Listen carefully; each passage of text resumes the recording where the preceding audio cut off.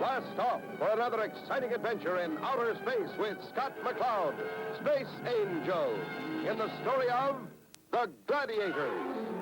In the last episode, Scott was forced into a gladiator war with the amphibian champion Zokar. During the excitement of the war, Crystal made her way back to the Starduster to try and contact Professor Mace. Upon opening the hatch, she was startled to find an amphibian guard who recaptured her. Scott McCloud, unfamiliar with the controls of his amphibian fighter ship, was no match for Zokar, the seasoned champion. Get up, lad. Get up. Scott. Oh, Scott. Our gladiator is still standing. It would appear that we have been victorious in the first war. Is he... Just unconscious, Chris. I'll take him. Since you are unable to continue the war, I hereby claim victory and the beryllium asteroid for Anthenia and her planets. Hold on now. Who says we're unable to continue? But look at your man. He is unconscious. I challenge for the right to fight the next war. You? Very well. So shall it be. Prepare the next two gladiators for combat. If I may make a suggestion... Continue. Let's dispense with the toys. I wish to fight without weapons. We'll use our bare hands. You may not have the advantage of your strength. However, you may have your choice of weapons. The Earthling will have his choice of weapons. The double-headed poleaxe. The mobile spear tank cannon mobile. The shield and disintegrator robot. The atomic crossbow carrier. The mobile mace and the paralyzer. I choose the mace. That's more like it. Agreed. Take your friend to the ready room and prepare yourself for combat. How are you feeling, lad? Oh, my head. What happened? You rammed the black robot. You did well, lad. But I'm afraid we lost the bout. Taurus, what about the next war? We haven't lost yet. Taurus is going to fight the next war with mace and shield. Aye, this is one party I wouldn't miss for anything. I should be fighting. No, lad. You're in no condition. Warriors, man your machines. Okay, old bull. Go get him. The gladiators will take their positions on the starting lines. This contest will be a fight to the finish. The war will be over only when one of the gladiators is unable to continue. Be ready. The battle will begin at the signal from the leader. Let the war begin. Once again, Zokar must vanquish an Earthling.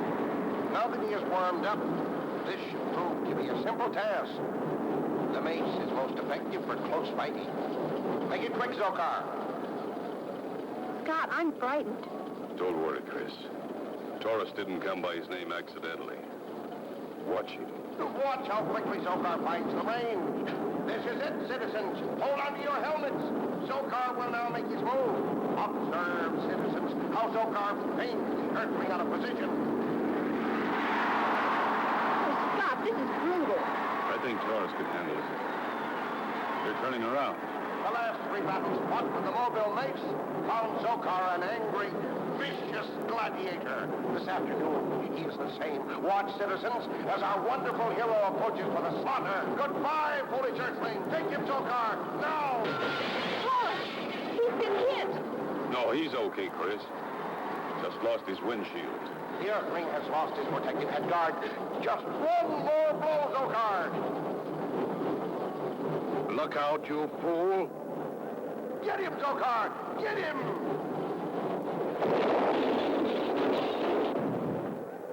He did it, Scott. Taurus won. The war is over. The White Gladiator is victorious. We won this round, all right. I wonder what they have in store for us next. This round is yours, but for the last and final round, we will have the choice of weapons. Disintegrating rays. The next and final war will be fought with disintegrating rays and reflective shields. For the protection of spectators, the ray guns have a range of only 30 yards. The participants are restricted to the center section of the arena. Disintegrators? They don't kid around, do they? What strange-looking machines. What's the mirror for? The mirror's for deflecting the disintegrator ray. The control mechanism looks simple enough. I shouldn't have any trouble operating it. No, Taurus. I'll take this bout. I've got an idea. If those mirrors can deflect the rays, I can see where they can be as lethal as the blasters. If I can just get my opponent in close enough. But if I should lose, you'll have to look after Crystal, Taurus. The contestants will take their places in the fighting machines. This is the deciding war. It is to be fought to the death. There is to be no compromise. Do you understand? I understand. Agreed. That's unfair. He's wearing a reflective suit. I'm afraid we're still playing by their rules. Take your positions on the battle line.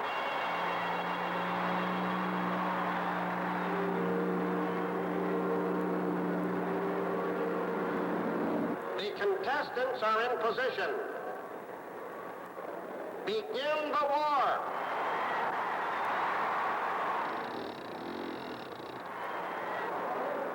Zokar lowers his ray gun and fires what appears to be a simple test shot, merely sampling the Earth creature's courage.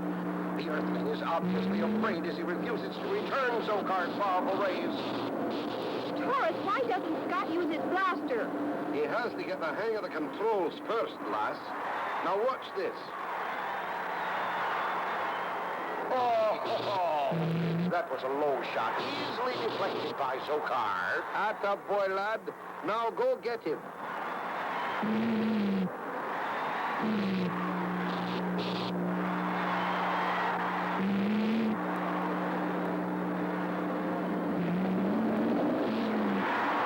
Taurus, did you see that? He did that on purpose. He deliberately held out his ray gun and let it be blasted away. That's right. And whatever plan he has in mind, I hope it works. Taurus, look! Watch it, lad! Watch it!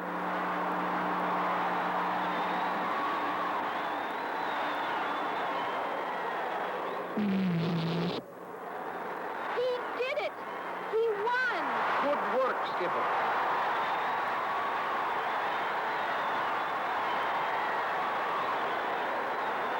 Silence. The cheers of my people testify you have conducted yourself with valor. The wars are over. You have won the prize. The beryllium asteroid is yours. Thank you. And so long as you've lived up to your agreement, and if you join the Interplanetary Space Council, I'll see to it that your planet gets its share of the processed beryllium.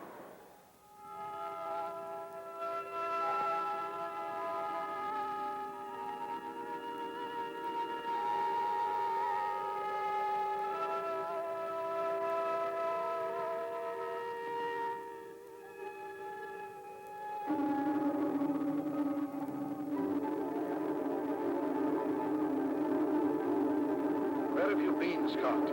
I've been worried about you. We stopped off at Anthenia for a little sport. Sport. Sport, he calls it. We're returning to base now, Professor. We'll fill you in when we get there. Starduster out.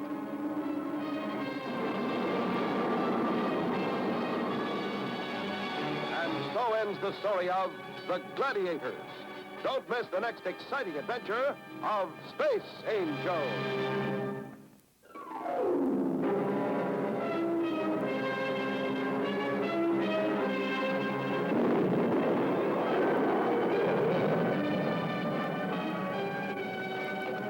Blast off for another exciting adventure in outer space with Scott McCloud, Space Angel, in the story of Expedition to a New Moon. We find Taurus, Crystal, Scott, and Professor Mace aboard the Evening Star, discussing plans for colonizing a new moon. But, Father, what's so unusual about a new moon? This moon resembles our Earth so much, we think it may have an atmosphere. And if it has an atmosphere, it can be colonized. Aye, we can use a little more productive land in this solar system. Precisely why you're going there, Taurus. We need a complete survey. Then we'll have to make a geological survey as well. Right. Your ship is outfitted with all the necessary equipment. Of course, Chris. We'll be taking the new survey ship, Scott. Have you had a chance to look over the new ship since your return? Not yet, Professor. We better go down and check it out now. Good. It's being outfitted in Tube 3. The Chief expects you to blast off at 6:03 a.m. Earth time. Aye, we'd no sooner than get back to home base. And here we go again. Now, Taurus. Father has just explained that the target is approaching orbital position for blastoff. Otherwise, we'll have to delay the project for another year. Notify the chief. We'll make the deadline, Professor. Come on, gang. Let's get going. You and Taurus tested the surveyor, didn't you, Scott? Yes, Crystal. But the instrumentation wasn't complete at the time. We still have a lot of equipment to check out. There she is. That's going to be our home for a while. How do you like the Surveyor, Chris? It's a beautiful ship. It's probably the most completely equipped survey ship ever built, with all the equipment necessary to do a geological survey. The control section can be ejected and act as a landing sphere. I'd feel more at home in the Star Duster. This ship is too slow. Taurus, this is a survey mission, not a space race. There goes our moonmobile aboard. It's built to travel over any kind of terrain. It's going to come in real handy. Aye, Skipper. I'm glad they remembered spacemen are allergic to walking. Ha ha ha. Okay, gang, let's get aboard and check this baby out. We've got to be ready for blastoff at 0600 in the morning. Now hear this. Clear the tube for blastoff.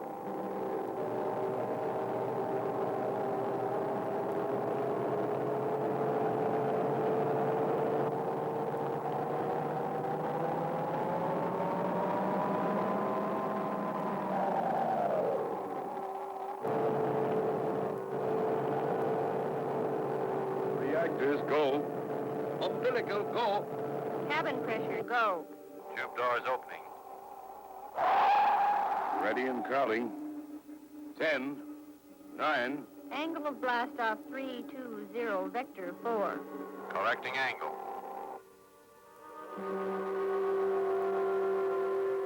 Trajectory angle, go. Increasing power. OS 3, 2, 1, 0.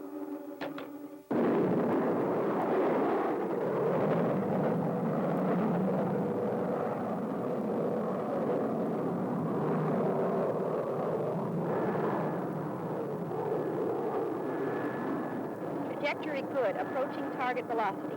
Counted. Roger. 5, 4, 3, 2, 1. Shut off. A-OK, we're in free flight. Oh, this baby's got a kick like a mule. What's the matter, Taurus? Can't you take it anymore? There is more pounds of me to be pressed than there is of you, lass. That's for sure. Check the course, Chris. Right on target, Scott. 2 points off the twin star mirror. Right. And our flight plan velocity should get us there in 12 space periods. So we may as well relax and enjoy the scenery. Except for one thing, Taurus. We'll be getting into an uncharted area.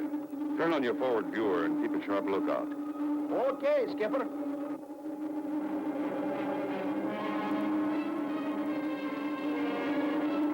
There it is. Take a look in your viewer. Mirror, the red giant. Look at the size of those suns, Skipper.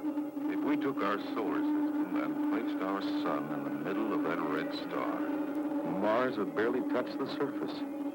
That's big. Scott, center focus 20 degrees east and south.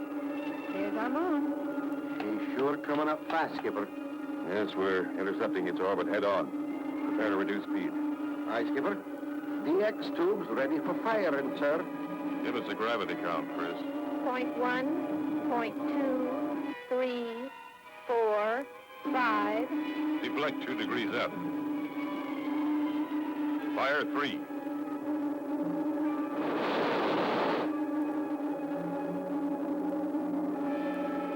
Stand by. I'm placing this baby into orbit.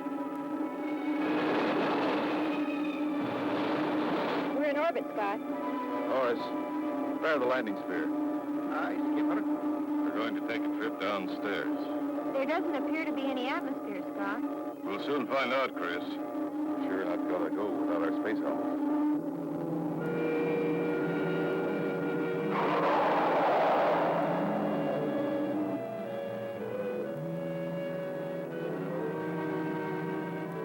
Hate to mention it, Skipper, but who's going to watch the store?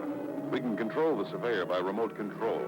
When we land, we'll set up a station. That'll be our home base for a while.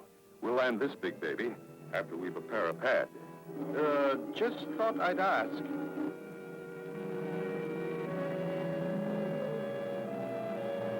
$80,000 feet and dropping fast. Stand by retro rockets, Taurus. Aye, lad. This is strange, Scott. The gravity indicator keeps switching.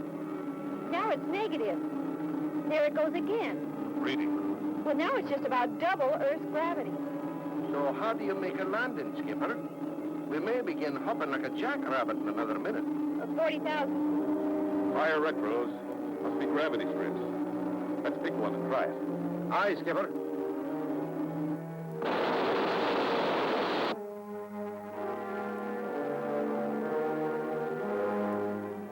Scott! We're falling! Pretty fast, Skipper.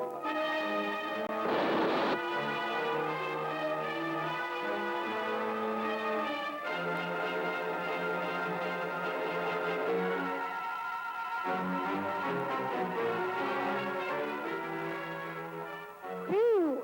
Good work, Skipper. That landing was much softer than I expected. I share your sentiments. Now let's roll at the moon buggy and see what the climate's like outside. What's the oxygen indicator suggest, Taurus? There's an atmosphere, lad, but we can't breathe it. But if there's air, It's frozen. See that funny-looking iceberg? There's your atmosphere. That might just explain the crazy gravity on this moon.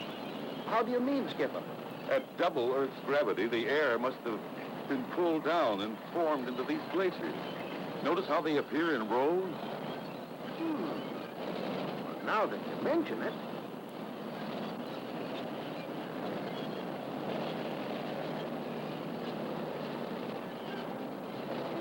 Stand by. Something's pulling us over.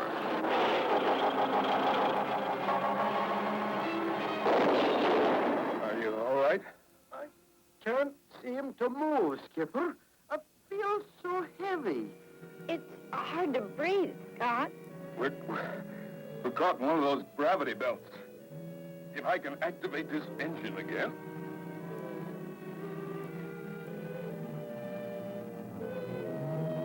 What's wrong, lad? I can't reach it. I think I can make it.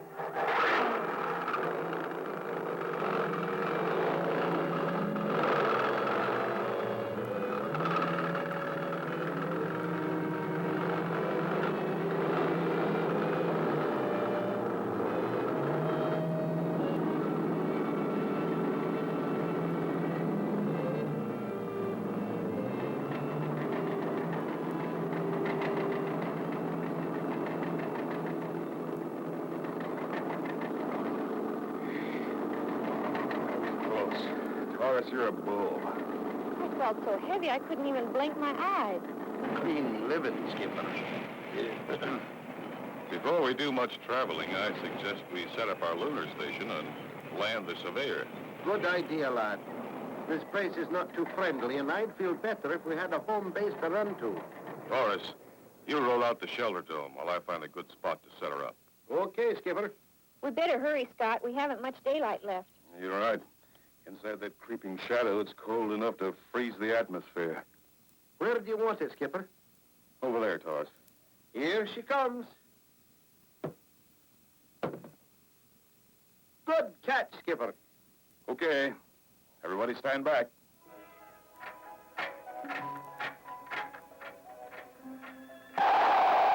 Watch closely, lass, and you'll see how a king-sized igloo is hatched.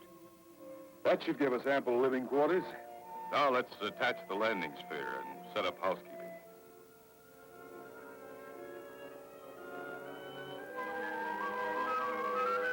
Well, now to test the equipment. Go ahead, Skipper. Everything seems to be in order. Let's see if we can pick up the surveyor. There. That should be it. Check it on the screen. Yep, that's her, all right. She's holding a stable orbit. We'll bring her down in the morning, eh, Skipper? Yes, but first we'll have to build a hard pad to land her on. Whoa. Lucky for us, we're not out there. The temperature's dropping 10 degrees a second. Look out there. Did you ever see such a sight? Aye, but we're as snug as bugs in here. And 'tis a beautiful sight to see. Hey! What? Scott! What's that? Those are rocks exploding from a sudden change in temperature. Suffering Jupiter. This is something we didn't plan for. Scott, we're losing air. We've been hit. Our shielding's punctured. Quick, Doris. Flip on our auxiliary compressor. Aye, Skipper. Give us a pressure reading, Chris. 8.5 pounds and dropping. Pressure suits, lad? No time. We'll never make it. Pressure at 6.3, Scott. This is it, Skipper? Now what's the reading, Chris? It's still holding at 6.3 pounds. I don't get it. Pressure at 8.5 pounds and rising. Ever hear of an old-fashioned self-sealing inner tube, Doris? Well, if that isn't the blasted... Of course. This station's nothing but a flat inner tube. I'll be darned. Of course, if we'd been hit by a really large fragment, I wouldn't have been so confident. You dog. You could have told us. I was frantic. How about you getting your father on the televiewer, Chris? He'll want to know what we found on this moon. Yes, sir. Right away. Yes, Dad. And the atmosphere is frozen in strips. Frozen atmosphere, eh? Scott, what happens when ice is heated? It melts, then turns to steam, Professor. Exactly. Now listen and listen carefully. You are going to try a little experiment. Go ahead, Professor. Basically, what we are going to attempt is utilize kinetic energy derived from the various gravity belts on your moon. This friction should generate a continuous heat. But, Professor, wouldn't that create a flood condition? Possibly, if the heat generated were not hot enough. To ensure against this possibility, you are going to plant a thermonuclear activator within the depths of the moon. Now, All clear, Scott? I've got you, Professor. We'll contact you later. Over. Good luck. Out. Well, let's get busy. following Professor Mace's instruction, they planted the magnetic electrodes at strategic points between the gravity belts. How far from the next gravity belt, Taurus? Almost there, Skipper. Okay, slow down. There it is.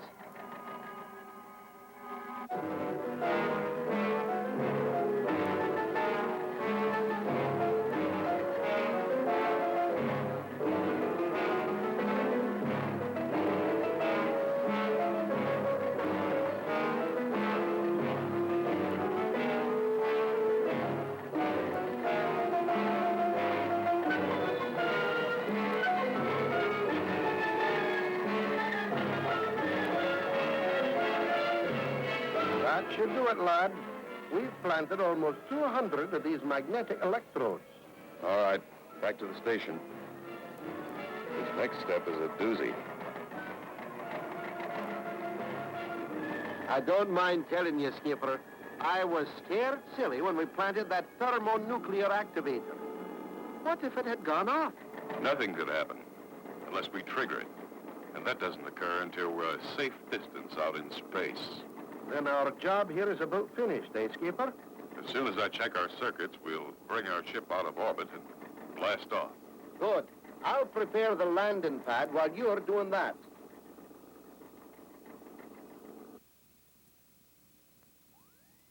Good grief.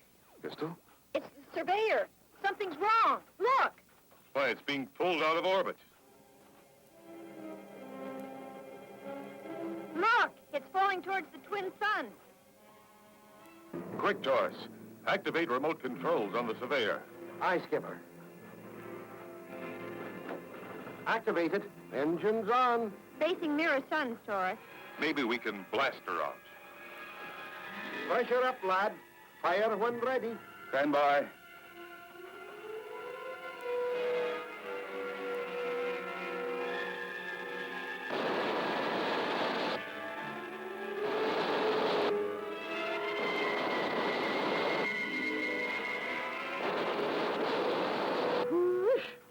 I can feel the heat from here.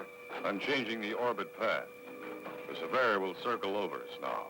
Like orbiting the North Pole on Earth, eh, lad? In a way. All set, gang? Set. Go ahead, lad.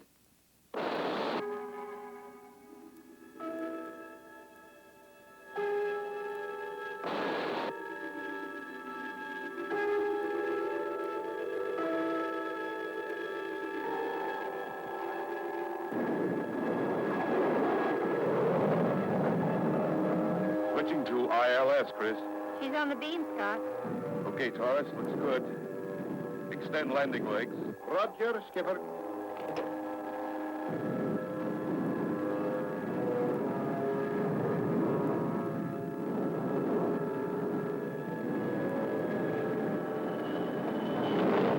There she is, gang. Perfect touchdown. Good work. I, for one, am sure glad to see that baby. Okay, let's get out of here. What about the shelter, Scott? Leave it. There's no time to dismantle. Take a look back there. Aye, lass, you wouldn't want to spend another night here, would you?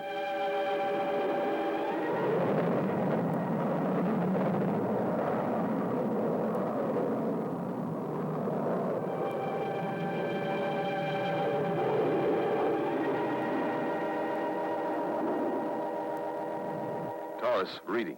She's not clear yet, skipper. She's still struggling through the scrambled gravity belts. As soon as we're clear, we'll change all that. She's clear. Flame out.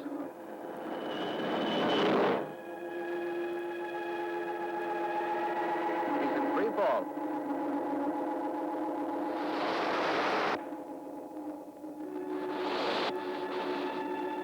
First, we'll activate the electrodes we planted back there.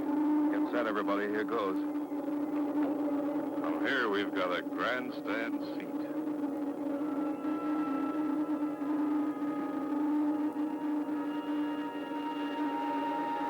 How much longer, skipper? Just a couple of seconds now. It's working. Father was right. A beautiful sight. An Earth being born right before our eyes. This is fantastic. Look at that. What a spot for an asparagus ranch. That has to be the place. It looks like Earth in its formative stage. Just think. In a few hundred years, there'll be cities down there. People working, a whole new life taking shape. Aye, skipper. But I sure hope we get back down there before then. Why, Taurus? Oh, soon those trout streams are going to be jumping. And I sure would like to do some fishing before those Sunday picnickers start to clutter them up.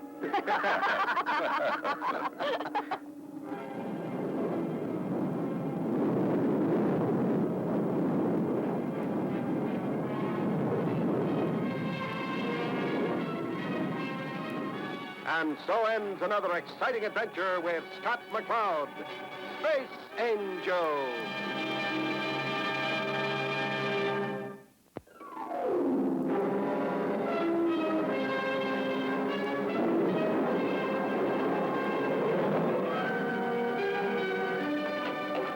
Blast off for another exciting adventure in outer space with Scott McCloud, Space Angel, in the story of The Cosmic Combat.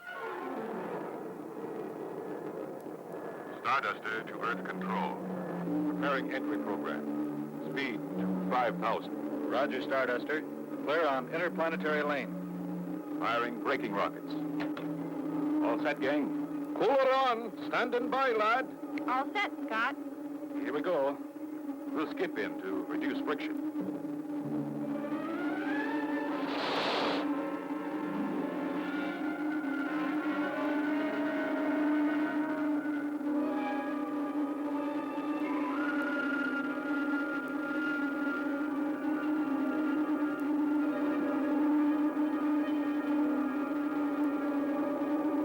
Stand by for vertical landing. A-OK here, Scott.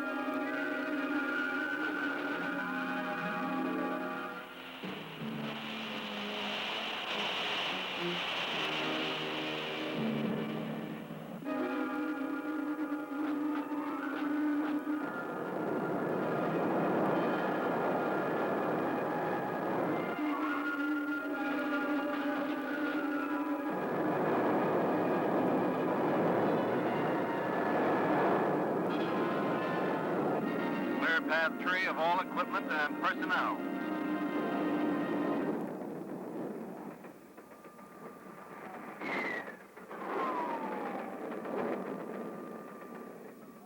As you know, Scott, we have been conducting unmanned space probes through these 4 major galaxies with spectacular results. We have now developed the resources and science for the next logical step. Commander Scott, you are going to be the one to launch Supermariner into the new frontier, Vector 5. I cannot stress too highly the importance of this task. Vector 5. We're about 2 years ahead of ourselves, aren't we, Chief? We've barely begun to explore the other galaxies. And that will take several lifetimes. Meanwhile, Project New Frontier will get underway. What about the launching platform? How soon? It will be completed by tomorrow. Care to see the progress? Sure, Chief. That's the human race for you. Why walk if you can run? Taurus.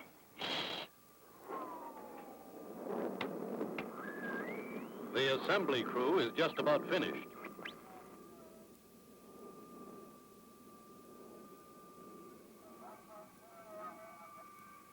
I used to run one of those space bugs myself, remember, Skipper? Yeah, Torres. But it was always such a tight squeeze. Now, Skipper.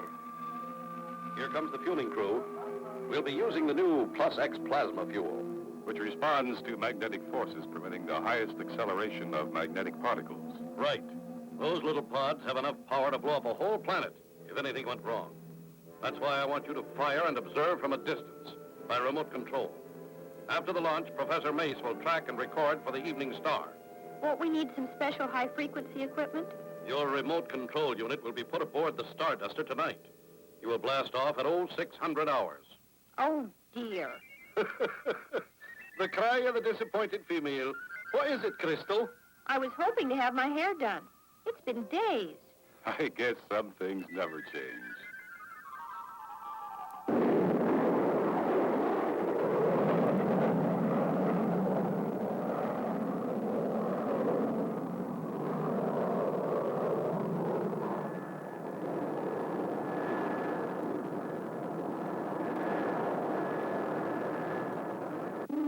Now in free flight. The trajectory is good. We'll rendezvous in 12 units. I have the Supermariner on the scope now. The workmen are now clearing the area. Let us start checking the remote control unit, Chris. Hey, Skipper, look! Something's gone wrong. Its gyro system has gone haywire. It's pulling it off orbit. Scott, I have no control at all. Look at the magnetic indicator. It's gone haywire. Jumping Jupiter, I don't believe it. It's turning completely around and pointing towards Earth. Something or someone is taking control of the space platform. Chris, push the destroy button. Destroy. Right. Scott, nothing happened. It's zeroing in on Earth.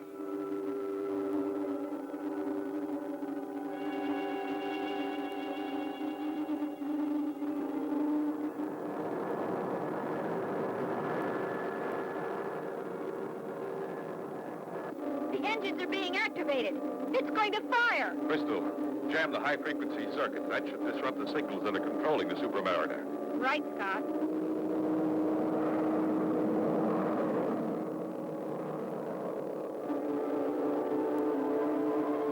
That did it.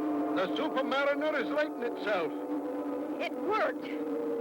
Phew, but that was a close one. We've stopped whoever it is that's trying to control the Supermariner, but with that frequency jammed, we have no control either.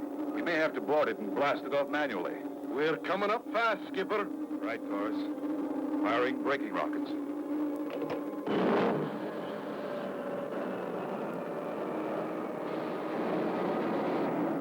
Coming alongside.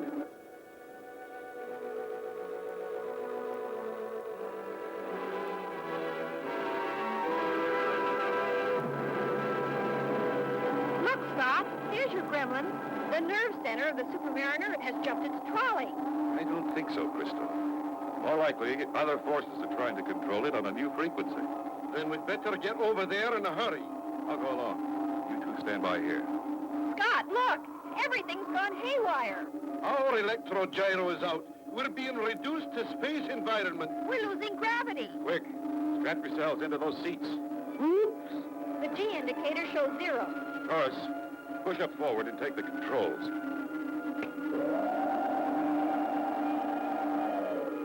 Be careful, Scott. If I can switch the rockets to manual control, we'll still get her launched.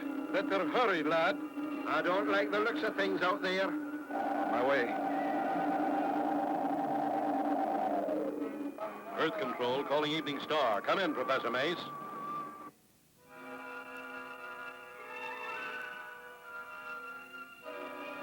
Evening Star to Earth Control. Yes, Chief. We have lost all contact with the Starduster. Are you in contact with them? No, there's a tremendous electrical disturbance in that area. Frankly, I'm worried. Keep trying and get back to me as soon as you know something. Earth Control out.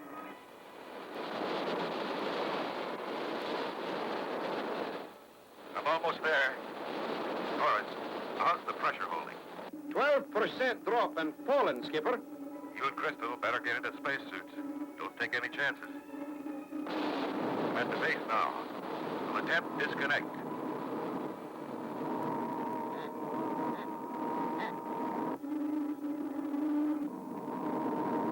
There.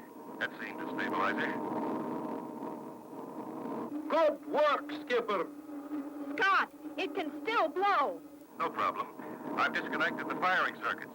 But the indicator is continuing the countdown. Something is activating it. The Mariner is going to fire. Okay. Shoving off. Hurry, Scott! Hurry! It's going to blow! Scott! Scott! Where are you? Evening Star. Evening Star, this is Earth Control. Evening Star, come in, please. Earth Control. This is Evening Star. Yes, Chief. This is Professor May speaking. Mace, what's happening? What's going on out there? We've recorded a blast. That was the Mariner. It's off and tracking. But I still can't raise the Starduster.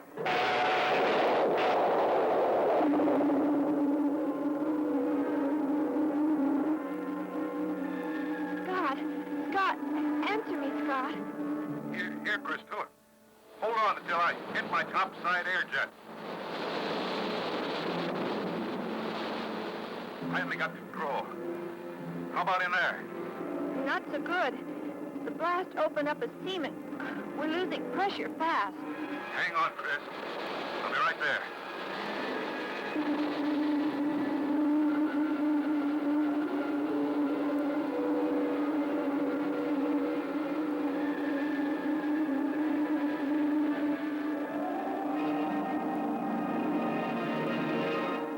Doesn't look good. Hope I'm not too late.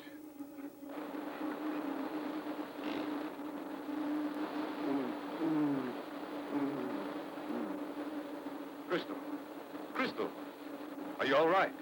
Oh, Scott! Of course she's all right. She can get along without oxygen. But me, I like it. Be my guest, Taurus. Start breathing. Scott! Taurus, look! The radiation counter. We're drifting into the Van Allen radiation belt. Taurus, you check the hull and repair damage. Right, Skipper. Crystal, blast the forward jets and check this drift. Right, Scott.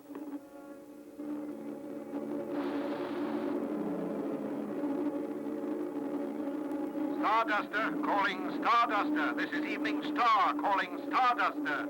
It's Dad calling from the Evening Star. Starduster. Starduster, this is Evening Star. Communication's working again. Starduster, this is Evening Star, over. I got him. Starduster. Starduster, this is Professor Mace. Dad! Professor Mace, we read you. Crystal, Scott, Taurus, thank heaven you're still all right. I saw the blast, then lost contact. The Mariner shot was good. It's out and orbiting. Good. Would you relay that information to the chief? We're out of range. I have. He was more concerned about you three. Tell him we're okay. We're going to try to find the power source that caused all the trouble. Try the magnetic compo computer. Open all bands and see what happens. Will do, Professor. And thanks. Starduster out. Out here. There, Skipper. Did you see it? What do you make of it, Taurus? Hard to say. That's obviously the source of the signals. Too strong to be anything else. But there's nothing out there, Scott. Radar shows an empty vacuum. Not even a stray asteroid. Yet we are picking up a magnetic impulse stronger than our own telebeams to Earth. Skipper, I've got an idea. Why don't we send a scanner beam along the same contact here and see what we pick up? Might work at that. How much energy in the auxiliary? 2,000 kills and building. Come on. Let's give it a try. What is it? A space station of some sort. I don't recognize any of the markings on her. I'd better get up forward.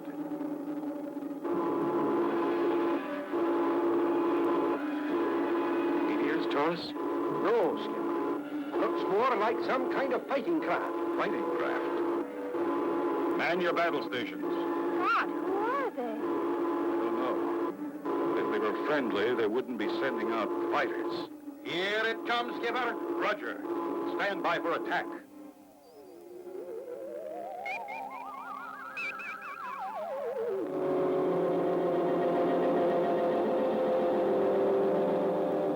Ready, Taurus? Aye, Skipper. I got a bead on the blighters. Hold it. They're breaking formation.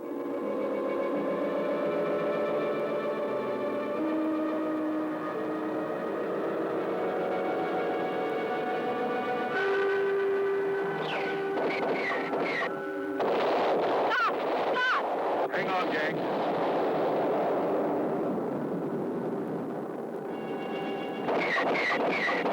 Ah, that did it, Skipper. Hey, those ships have no pilots. They're drones. Controlled by the space stations. Here comes another one, 12 o'clock high. See 'em, Skipper. Scott, another, 6 o'clock low. Start firing, Taurus. They're out for our hides. Right, Skipper. The devils are everywhere.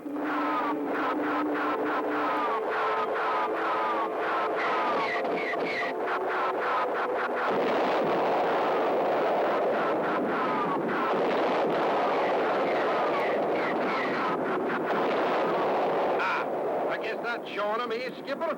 Good work, Taurus. Here come the others.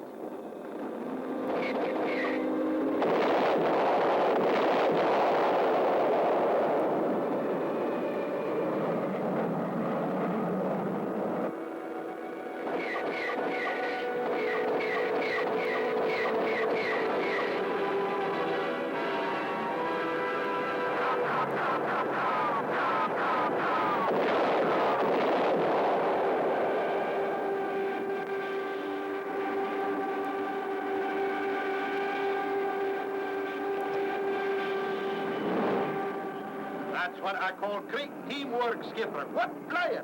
If you don't mind, fellas, how about going back for my stomach? I'm afraid it's only the beginning, Crystal. Unless I'm mistaken, they won't take this lying down. What can they do now? That space pad couldn't carry more than 6 fighters, could it? We don't know how far they are from their home base. No telling what they're up to. Hey, Scott, Taurus, look, the televiewer. It's heading this way. What do you think, Scott? Plot that baby's speed and distance, will you, Crystal? Right, Scott. I'm going to call Professor Mace to relay the situation to the chief, just in case. You won't like this, Skipper. That big monkey is converging on us with blood in his eyes. Professor Mace here. Go ahead, Scott. Professor, relay this message to the chief. Encountered unfriendly space station in Sector 27. We knocked out 6 of their attacking drone fighters. The mothership is closing on us fast. I'll alert the Space Force. We can have a squadron in your area within 2 hours. That's not necessary, Professor. Within the next few minutes, we'll either disappear or be completely out of danger. I'll relay the message, Scott. Good luck and be careful. Here it comes, Skipper. Roger. Stand by for attack.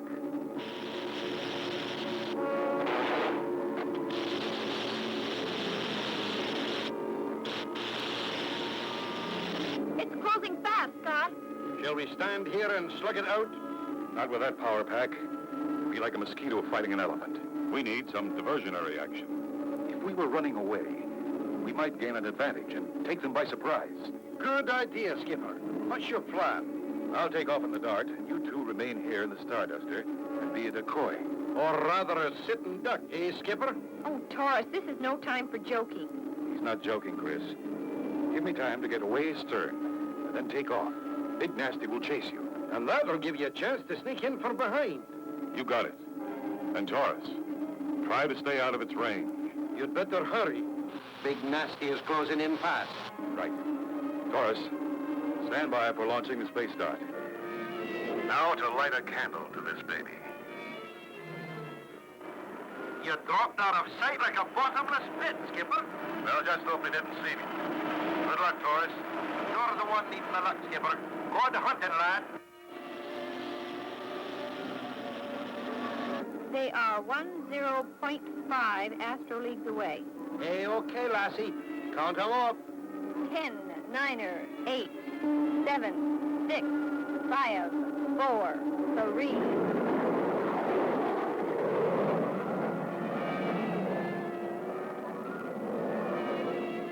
Big Nasty took the bait, Taurus. It's coming after us. Ah, splendid girl. I'm going to level down now to give the skipper his chance.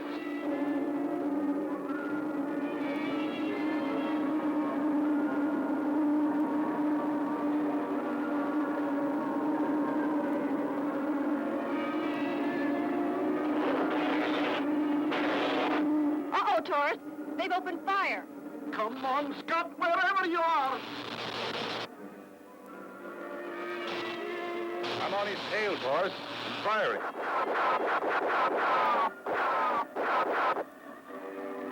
My rockets aren't getting through the electromagnetic field that's around it. I'm going to move in closer. Be careful, Scott.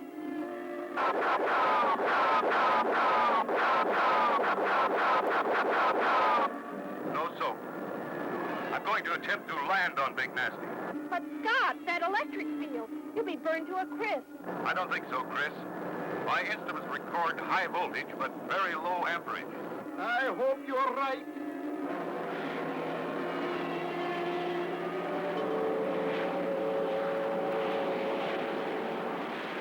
He made it, Taurus. He's getting out of the dart. Careful of the crew, Skipper. No telling what kind of beings are on that thing.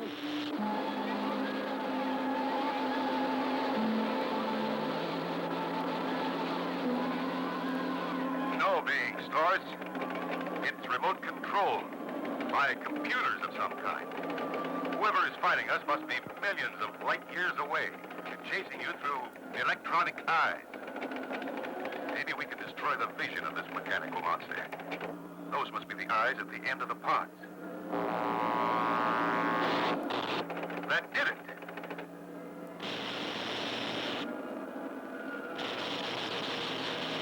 They may not be able to see us, but they're sure laying down a barrage. Not for long, Taurus.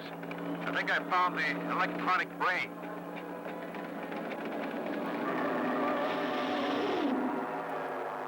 You've done it, Scott. Well done, Skipper. This is quite a ship, Taurus. We can learn a lot from it if we can tow it back for the Space Intelligence boys. Scott, you better get off that thing. I think it's still active. Lifting off now, Chris. Don't worry. Stop! I'm okay, Chris. Just got an extra boost.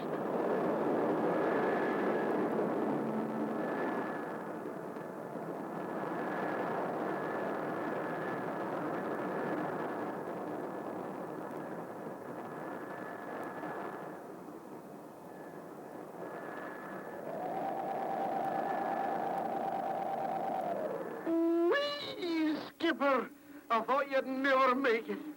When I blasted that robot's brain, it must have set off some kind of time bomb. Where could it have come from? The plating radiation indicated it was at least 300 years old. Then it will probably be 300 years before they can send another one into our galaxy. Ha! Only 300 years. Let's stick around and give them a hearty welcome, eh, Skipper? This is Scott McCloud in the Starduster, returning to home base. And so ends the adventure of the Cosmic Combat. Don't miss the next exciting story of Space Angel.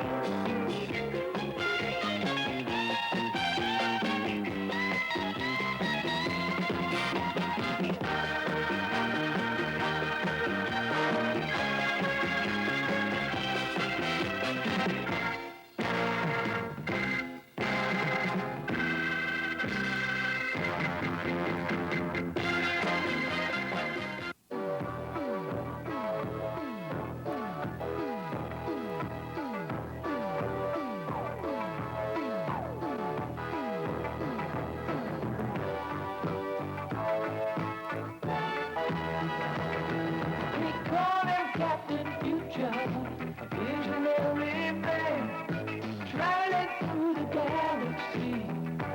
And since time began, never been like Captain Future. Dedicated and strong, who lead us to the frontier, who right the wrong. Captain Future, lead us in the fight. Captain Future, make our future bright. Captain Future, 'cause you're the man you are. You lead us till we find our shining star. Captain Future, Captain Future, Captain Future, Captain Future.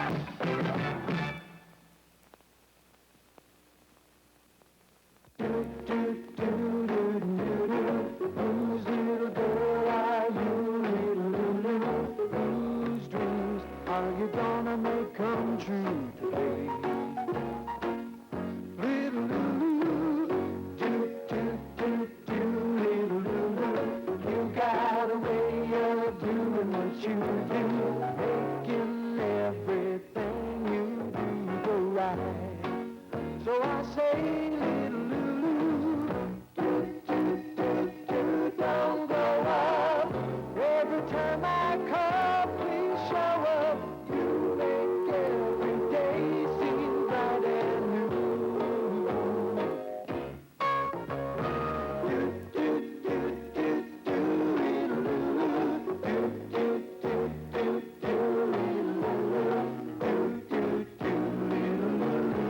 I love you.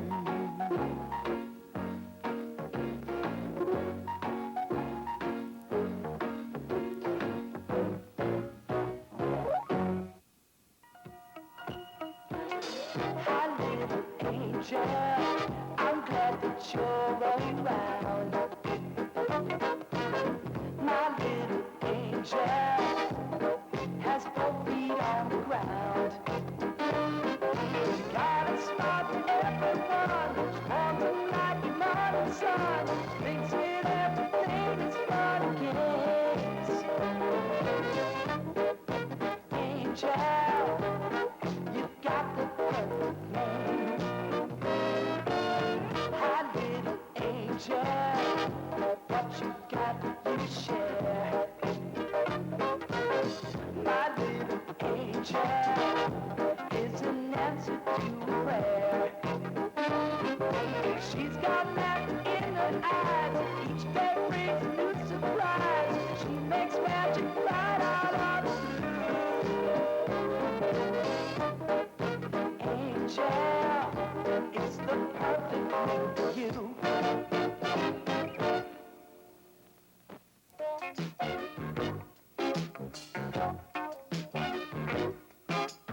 Candy, candy, makes you think you're seeing double. Candy, candy, getting in and out of trouble.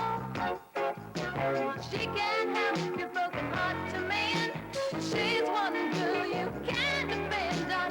Candy, candy, I'm lucky she's my friend.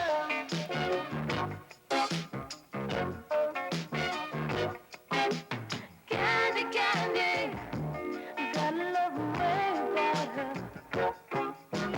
Candy, candy, just can't do without her. She'll stick by you to the very end. She's one girl you can depend on. Candy, candy, I'm lucky she's my friend. Candy, candy, candy, candy, candy, candy.